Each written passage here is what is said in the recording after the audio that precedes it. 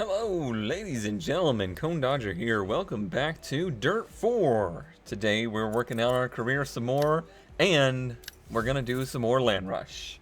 We got some more Pro 2 to do. In fact, we have a lot more Pro 2 to do. I'm gonna go ahead and for these Pro 2 races, go to the finals to show you guys, because basically it's just a heat and a final, or I think they're calling them semi-final and a final. Really not that much different, and you're not getting a whole lot of bang for your buck there. So we'll try to get through those today, and that way we can get ourselves back to some rally ASAP. Alright, race number 1 has us in Vegas in the rain, which is actually a good thing. I think the trucks handle much better in the rain. Our goal is to have no major collisions, or less than 2, so basically none would be ideal. But here in Nevada, not actually Vegas, but Nevada, we do have a little bit of repairs to do. Not sure what, I didn't really hit anything in my race. The old dampers, because we don't have the grade A dampers, they get a little damaged. Not a biggie. We can do that. But yeah, it's pretty good in the rain. I feel like the slides are just a little bit more predictable. It's actually just a little easier to slide. So keep your head down. I have no idea what he was just talking about. We will see. Can we get the start? There we go. Ready. Maybe that's what he was talking about.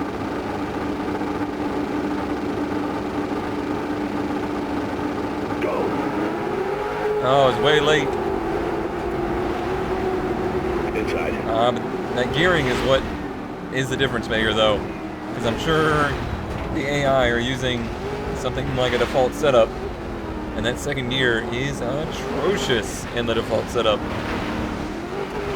Oh yeah, very nice full shot here. Ooh, a little wide, a little wide. Everything's fine now. Yeah, I mean, it still has a weird laundry understeer thing going on, but it just feels much more predictably slidey. Even though that might have been a little too much slidey. It's weird that at this particular course, I seem to be able to quite handily control these AI cars, versus at the last track, I was doing everything I could to stay in front of them. Turn please, thank you. There we go. Those are pylons off to the side, so we don't care about their existence one little bit. To get the line through this turn right. It's a little awkward.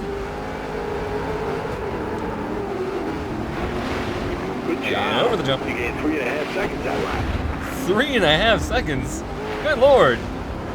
Balance your AI, game. Barely able to outrun them last race. Maybe it's the rain. Maybe it's the rain. Perhaps it's slowing them down. But yet for me, honestly, makes these trucks much more enjoyable to drive. And hey, speaking of trucks, there was no episode on Friday, and that is because this weekend involved quite a change of plans for me. Something a little out of the norm, and that is myself, my brother, and Slag, or Jonathan, went on a 500-mile journey to go pick up my dad a 1972 Datsun pickup that we wanted to get him for a birthday present, and just as general, like a cool project truck. It's going to be a lot of fun. Last lap, bring it home. I'm going to try and do, or I'm definitely going to do videos about it on the Motorsports channel. and I'm really excited about it.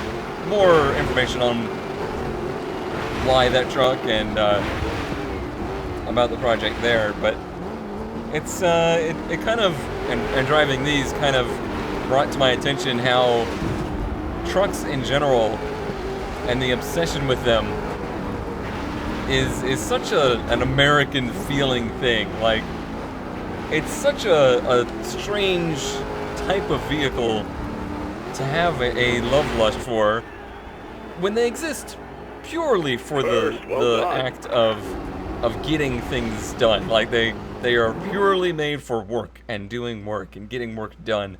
There's nothing really pleasure driving minded about truck design and stuff. So it's really weird that a truck performance and truck enthusiast culture exists at all, and then it's so wide and varied, just like car culture is. It's like its own subset. Meanwhile, you know, we go on the race, whatever. I guarantee you, once we get to the dry, it's gonna feel much more unforgiving. We'll see. If it's gonna be that super easy, I'll crank the AI back up, but we'll see. Next is Baja, Mexico again. Different layout, I think. And in the dry. Alrighty, final here in Mexico. Good track. This is a good layout for the one major collision. What?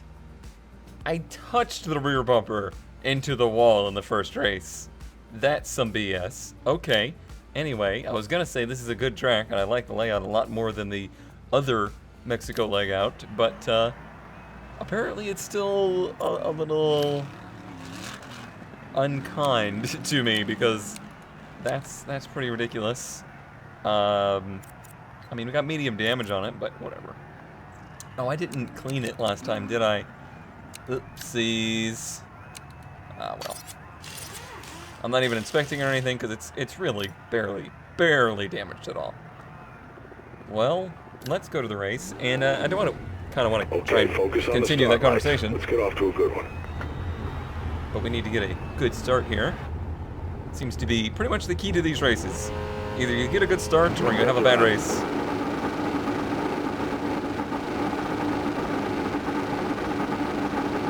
Green, go, go, go. Oh, that was not my best start.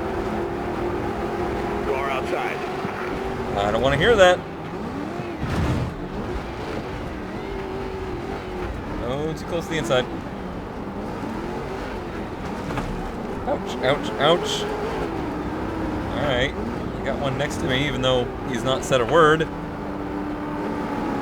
Hello there, my friend. Didn't you hear me? I said I wanted to finish my conversation. He does not seem to care. I get you. Oh, we hit the jumps right, so I got onto the power better. But that's too fast.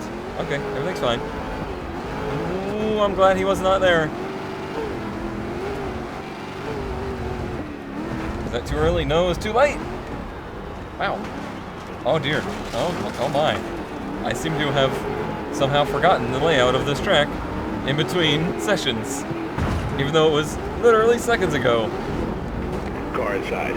Alright, calm down. Chill out.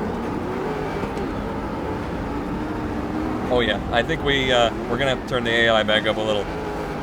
Through all of that derpitude, I still maintain the lead.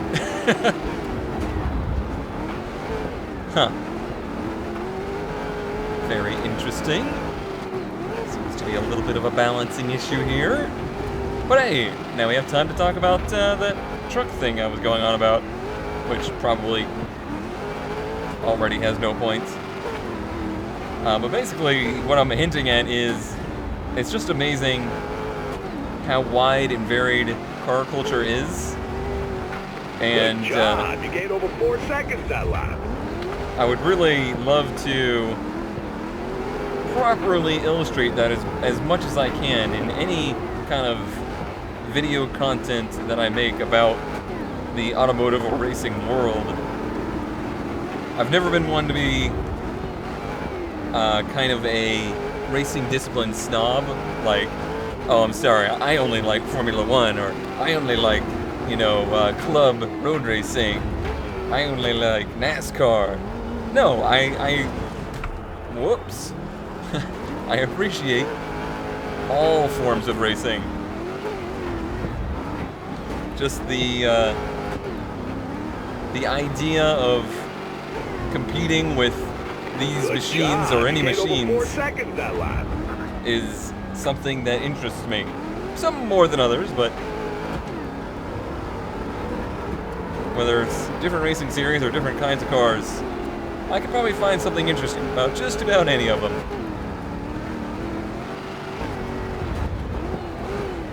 I mean, these are crazy. These are absolutely mental automobiles that have their own very distinct development. Obviously, it's kind of like automotive evolution, where as time goes by, you slowly start to develop certain things and certain particular strong points for what you're doing. So sure, these might not have the amazing technology in like drivetrains or you know, transmissions and stuff like that. You might think, wow, it's a pushrod V8 with you know, a carbureted fueling system and a 3-speed manual gearbox or 3-speed auto gearbox. That sounds pretty old school tech, but they work, and they work flawlessly for it. The amazing tech is in the suspension and the chassis design and the roll cage and stuff like that. That stuff that's just, you know, incredibly precisely engineered. Not like this finish is gonna be.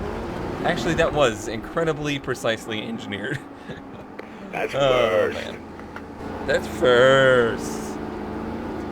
First with style. Oh, man. Have I rambled enough yet? I feel very rambly today. And we're first. And bye. Okay, so apparently rolling over, not a major collision. Got it. Got it.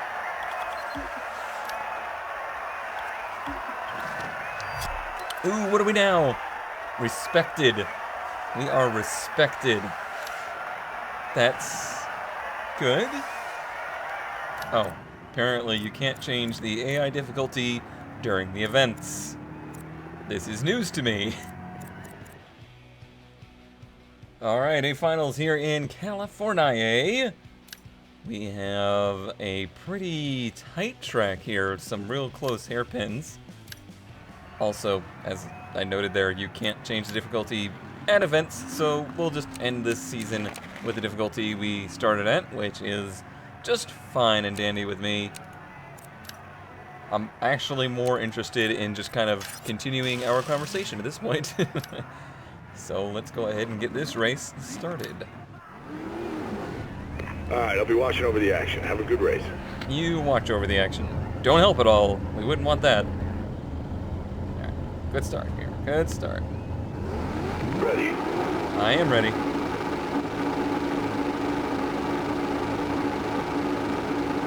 Green, go, go, go.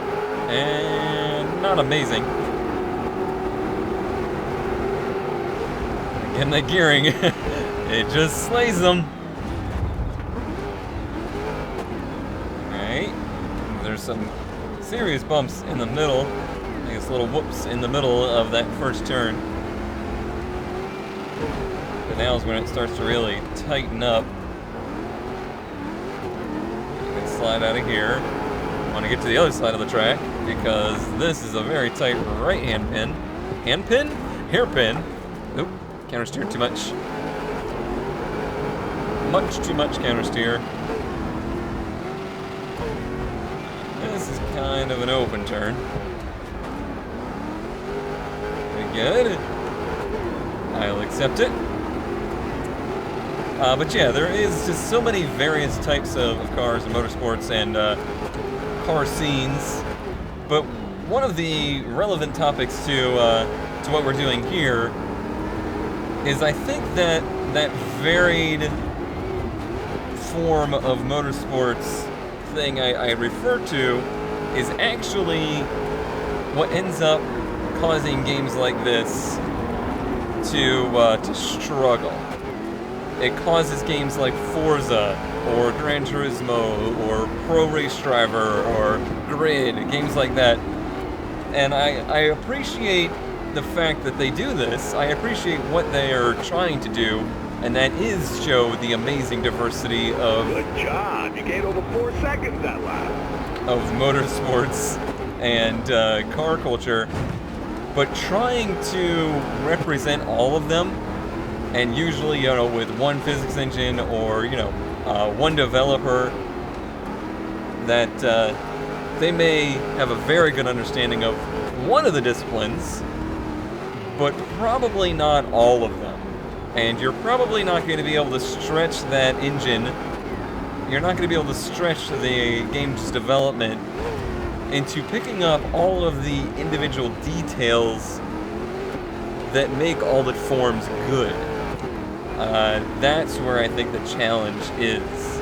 Good job. You gained over 4 seconds that lap. You can represent a lot of different forms of motorsports, but can you represent them all in the way that makes them actually unique and interesting? That's more of a challenge. And I think that's probably some of the part that's really hurt Dirt 4 in its reputation so far, in that it feels a little bit more like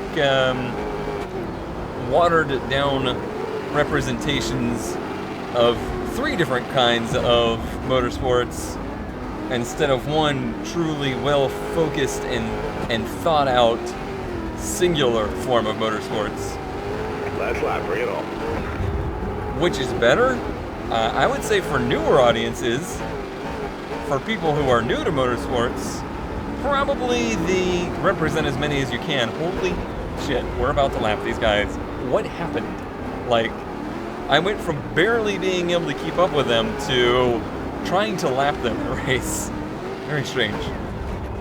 But yeah, for newer to motorsports people, the catch-all is great because you can really find out what you're interested in, find out what your kind of motorsports is. So it's not as though I don't feel as though those games have a place. Look how slow they're going. It's unbelievable. That's crazy. Anyway, and that's on challenging, by the way. Challenging. Anyway, yeah, that's the balance there. So the more hardcore is a term that I guess I'm gonna use, even though it's kind of disgusting to say that because it's, I don't know, it has a weird representation.